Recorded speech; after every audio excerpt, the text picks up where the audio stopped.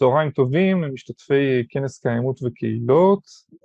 מצטרף אלינו קריסטיאן ג'ונה מהעיר ליאז בבלגיה, והוא יספר לנו על יוזמה מאוד מיוחדת שיש להם שם, נושא של מזון מקומי ורשת שלמה של מזון מקומי וכלכלה מקומית שהם בנו. Christian, thank you for joining us. My pleasure. We will start with a short presentation and then we'll follow. Thank you. So I will share some slides with you. Please hold on. Ceinture alimentaire liégeoise, if you translate it in English, it's the Liège food belt, whose goal is to co-construct a local ecological and social food system.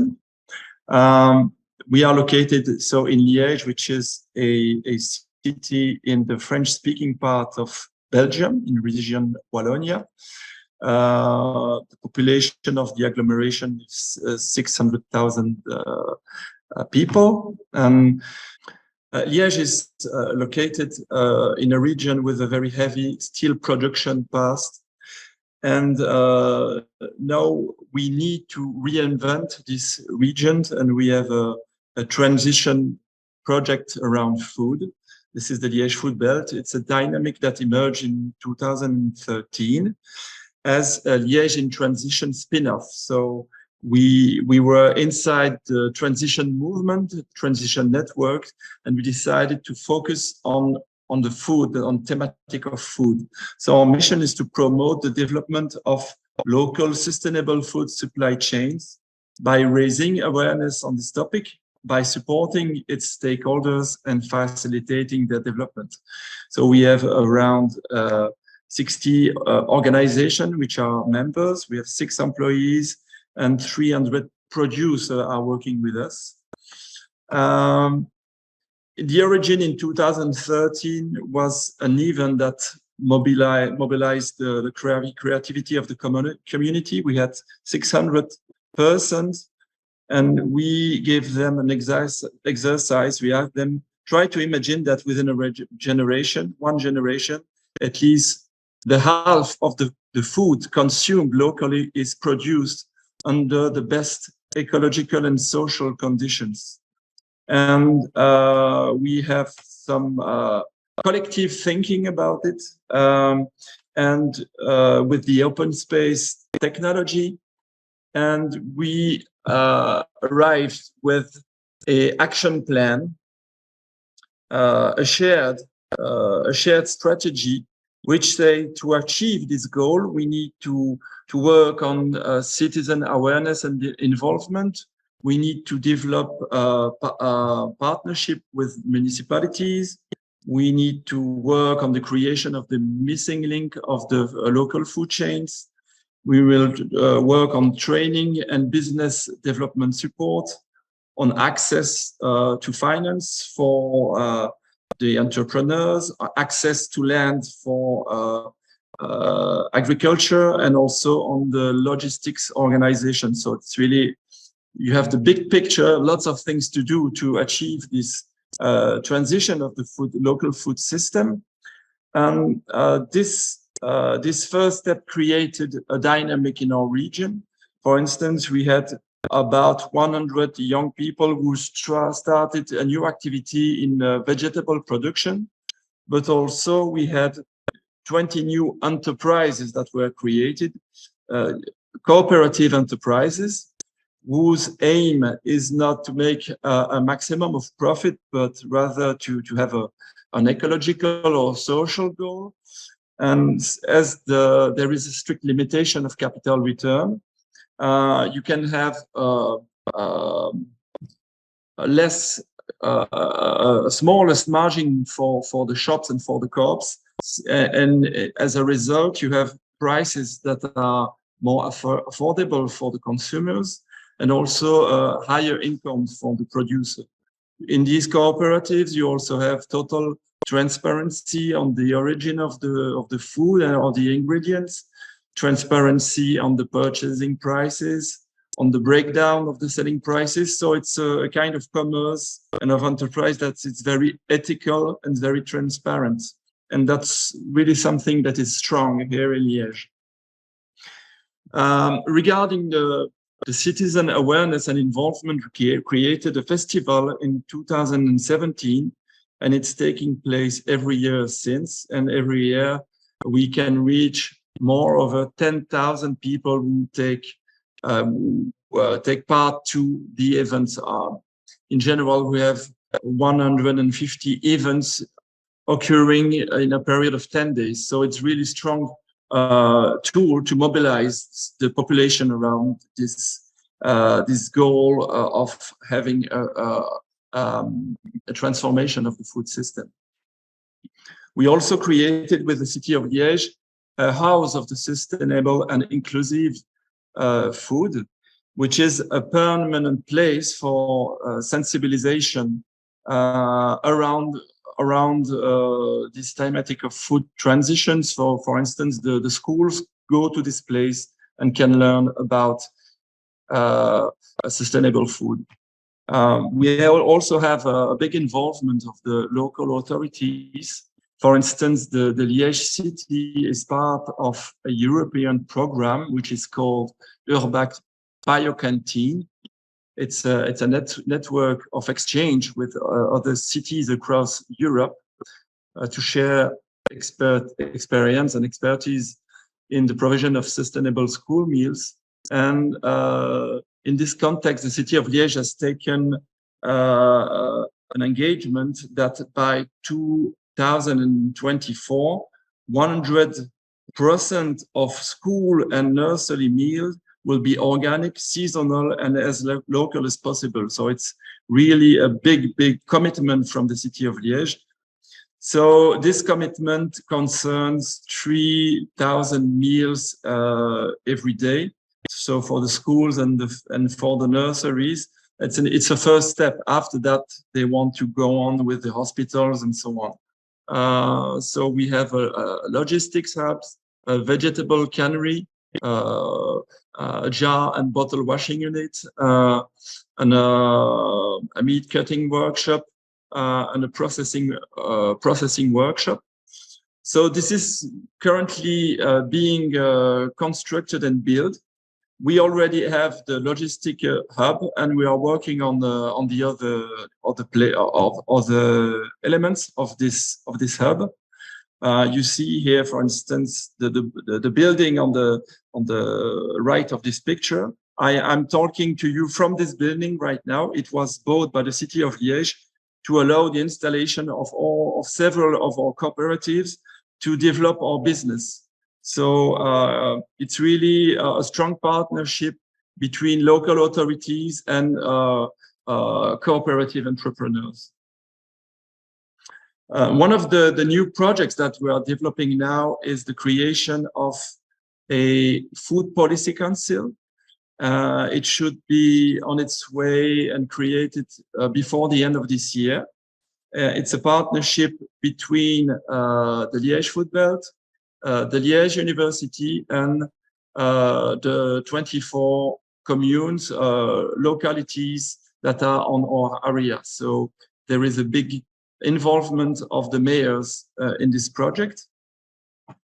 And really, it's about creating a place where you can gather everyone involved in the transformation of the food systems, producers, consumers, distributors, but also local authorities, academics, experts, civil society. It's a place where we can really debate on how we can achieve this food system transformation, how we can plan it together, how we can make sure that the local authorities can fully participate to the effort, as well as every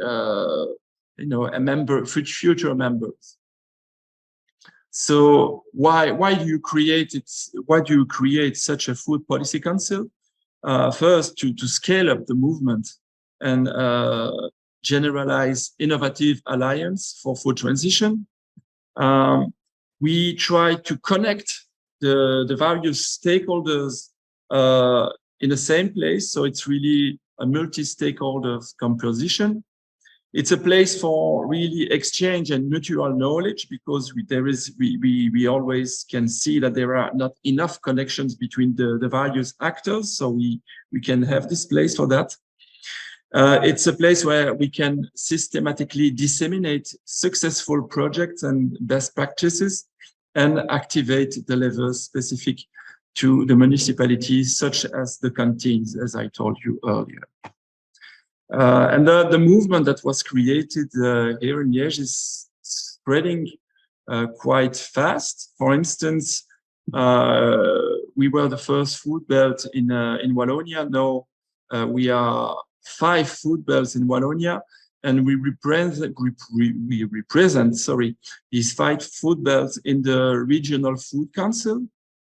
Also, the food policy councils are also spreading in the Walloon region. As you can see, nearly half of the territory will soon be covered with food policy councils, so it's spreading fast.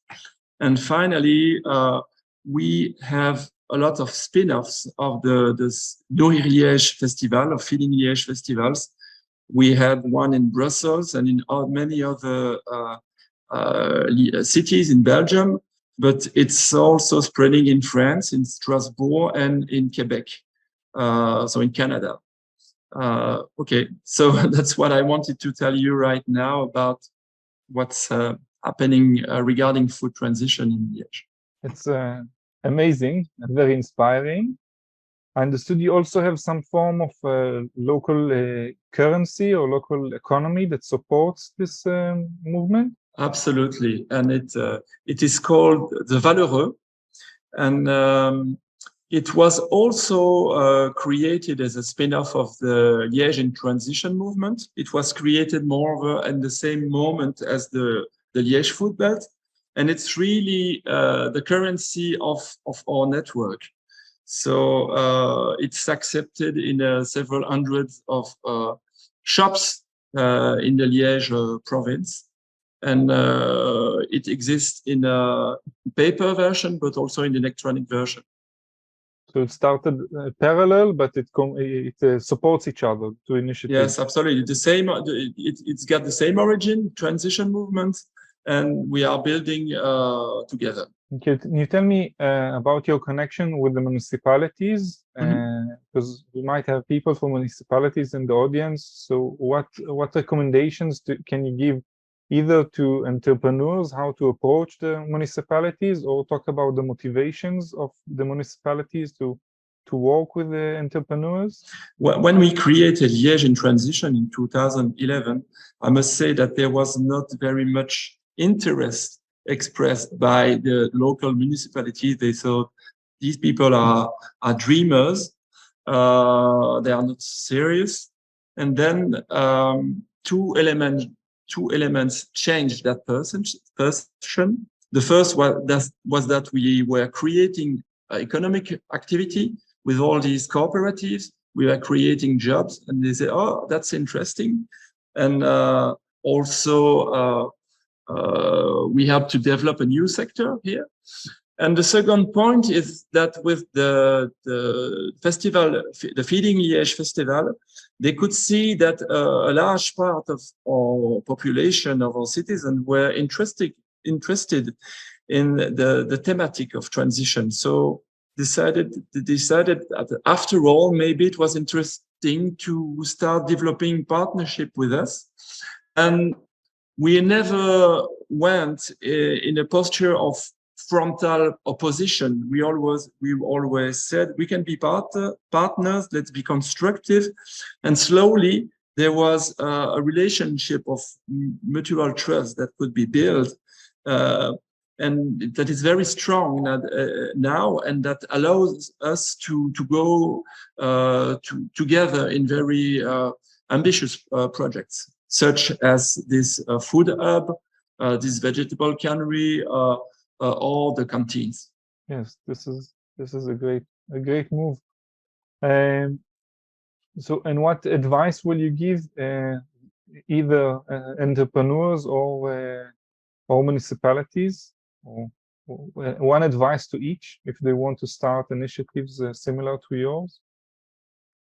we in Liège, it's difficult. We have our context, but for us, trying to use the cooperative as a common formula for developing our activity was very successful because it brought us some funding. Hundreds of citizens brought money in these enterprises.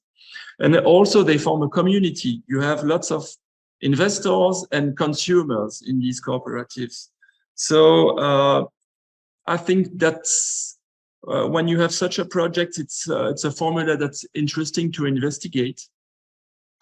And for the local authorities, I think that engaging in a transition project in food or other subjects, but engaging in ambitious transition projects with the citizen can be very rewarding.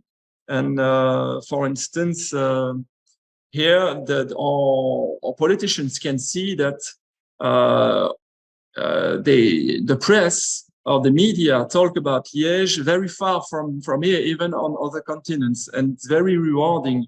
So you need to be ambitious and work really hand in hand, civil society and local authorities. My final question will be about something that surprised you along the way, something that you didn't predict or think that is coming and was a good surprise to you. My surprise was to see that many of my interlocutors in the political world notably changed completely their point of view. Many people didn't believe that it was possible to change things, not even that it was a good idea. And there was I could see a change in their mind, in their software. And when I hear what they say now, I can notice that we've made really a long way together. So it's really encouraging for me to see how individuals and also institutions and organizations can change their software and mutate towards this idea of transition. Thank you, Christian. It's really inspiring, and I hope it will inspire some people in Israel and have more effect even across Europe. And thank you very much for dedicating this time and speaking in a language that is not yours. Yes, and sorry for my invitation. Thank you for your invitation. And I hope I'll personally have an opportunity to come and see all this great job that you're doing. You're welcome. Thank you.